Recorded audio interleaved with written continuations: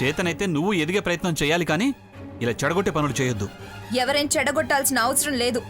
దరిద్రులకు ఎంత చేసినా దశేం మారదు.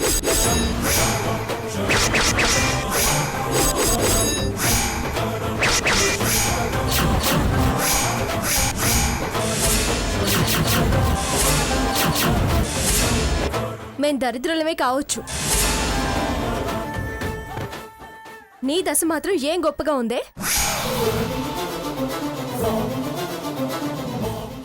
చూడు, లేనితనం అంటే డబ్బు లేకపోవడం కాదు, మంచు లేకపోవడం.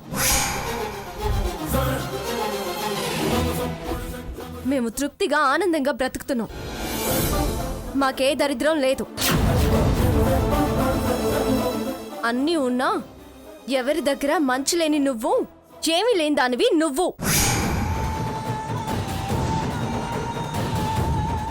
అయినా నా బతుకు ఏం చేస్తాయి నీకెక్కడుందే? ఆహా, నువ్వు నీకో స్థాయి, అది నాకు లేదు.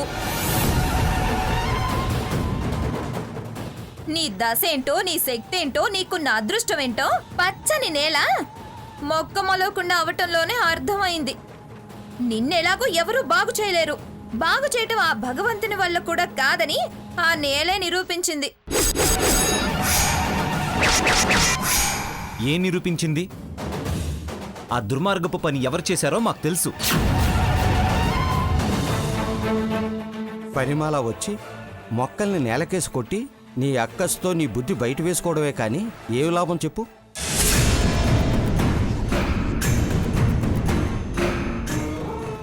నిన్నది ప్రేమిస్తున్న కొద్దీ నువ్వెందుకింత ద్వేషం పెంచుకుంటున్నావో నాకు అర్థం కావడం లేదు. అర్థం కాకపోవడానికి ఏముంది? సావాస దోషం. దీనికి బాగా పురికెక్కించి వదులుతున్నారు, ఇదేమో మన మీద చిందులేస్తుంది. అయినా ఈ పద్ధతి తప్పిన దాంతో మనకి మాటలేమిటి? సీత, ఆ మొక్కలు ఇలా ఇవ్వు. అత్తయ్య, నువ్వు ఈ మొక్కలు నాటడానికి వీల్లేదు. ఆ మాట చెప్పడానికి నువ్వెవరు? ఎవరేంటి ఎవరు? నేను తన కోడల్ని. కోడలివా, కొరివి దెయ్యానివా? కోడలివి కాబట్టి కదా పోలీస్ స్టేషన్ దాకా లాక్కెళ్ళావు. అది వేరు, ఇది వేరు. వేరు లేదు, మొక్క లేదు. ఇష్టమైతే ఉండు, లేకపోతే వెళ్ళు. అంతేకాని ఇక్కడ చికాకు చేయకు. ఇది ఏది మొదలు పెట్టినా నీ చిరుబురులు చిందులేంటే? ఓర్పు మారిన బుద్ధి, చేతగానితనం. నీ జీవితం బాగు చేసుకోవడం చేతకాక వాళ్ళ మీద పడి ఏడుస్తావే? నీలాంటి వాణ్ణి కట్టుకున్నాక ఏడుపు కాక ఎదుగుతలేముంటుంది?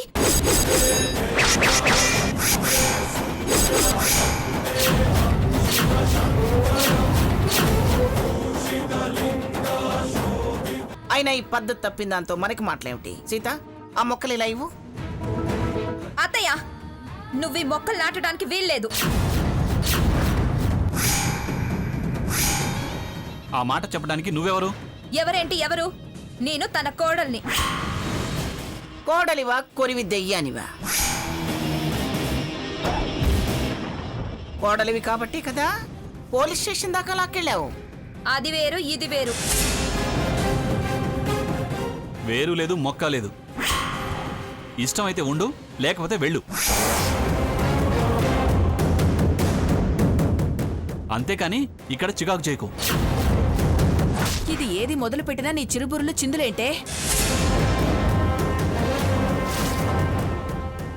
ఓర్పు మారిన బుద్ధి, చేతగానితనం. నీ జీవితం బాగు చేసుకోవడం చేతకాక వాళ్ళ మీద పడి ఏడుస్తావే? నీలాంటి వాణ్ణి కట్టుకున్నాక ఏడుపు కాక ఎదుగుతలేముంటుంది?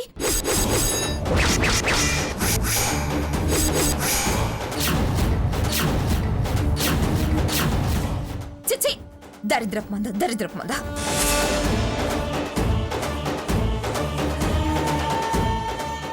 దాని సంగతి మనకేం కొత్త కాదుగా. వదినా, నువ్వు కానివ్వు.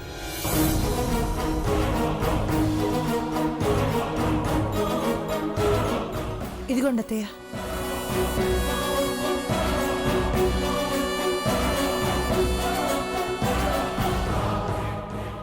అమ్మమ్మ గారు, తాతయ్య గారు, మా పెరట్లో మొక్కలు నాటే సందర్భంగా మొక్కలు తీసుకున్న వాళ్ళందరికీ ఈ పూట ఇక్కడే భోజనాలు ఏర్పాటు చేస్తున్నాము. అందరూ భోజనం చేసి వెళ్ళండి.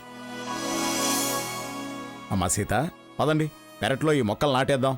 పదండి.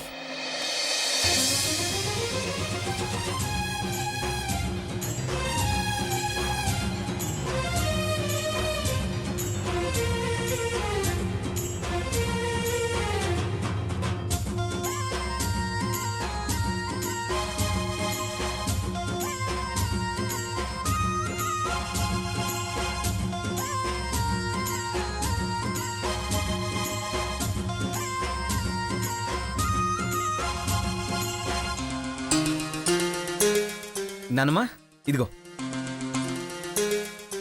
మంగా, తీసుకో.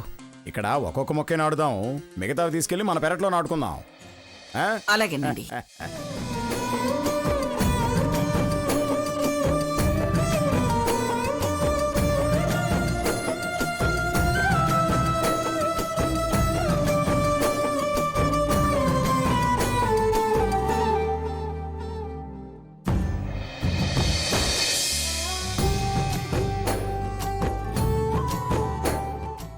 అమ్మా సీత, ఇందాకేదో భోజనాలు ఏర్పాటు అన్నావు కదా, అయితే వంటలు చేసే బాధ్యత మాత్రం మేము తీసుకుంటాం.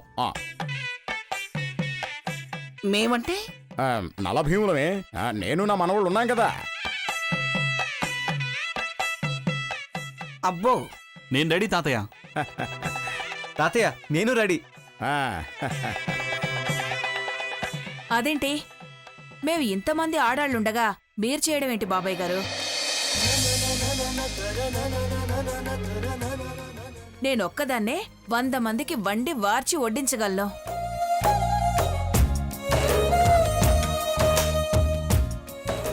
అత్తయ్య గారు, ఇది సమర్థతకు సంబంధించిన విషయం కాదు, ఆ, సరదా కోసం. వంట మేమే చేస్తాము, కాకపోతే కాస్త సాయం చేయండి చాలు. అట్లు పోసే అమ్మకి 66 అందించాలని మీకు సాయం చేయడం కంటే మేమే వంట చేసుకోవడం మంచిది. సావిత్రి, నేను మీతో చేయగలుగుతాను. వంట మనమే చేసుకుందాం. నో గ్రాని, మేమే చేస్తాం. అందరం సరదాగా ఉన్నాం. స్వర్ణ కూడా ఉంటే బాగుండేది మావయ్య.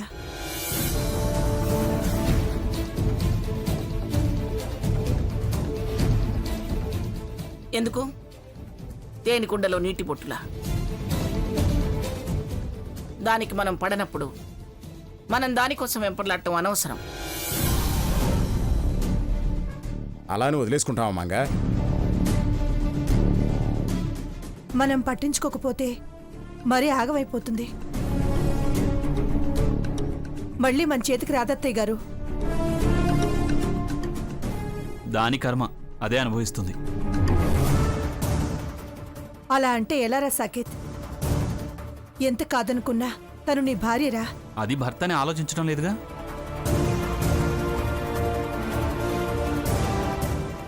ఎవరో ఒకరు ఓపిక పట్టాలి కదా బాబు.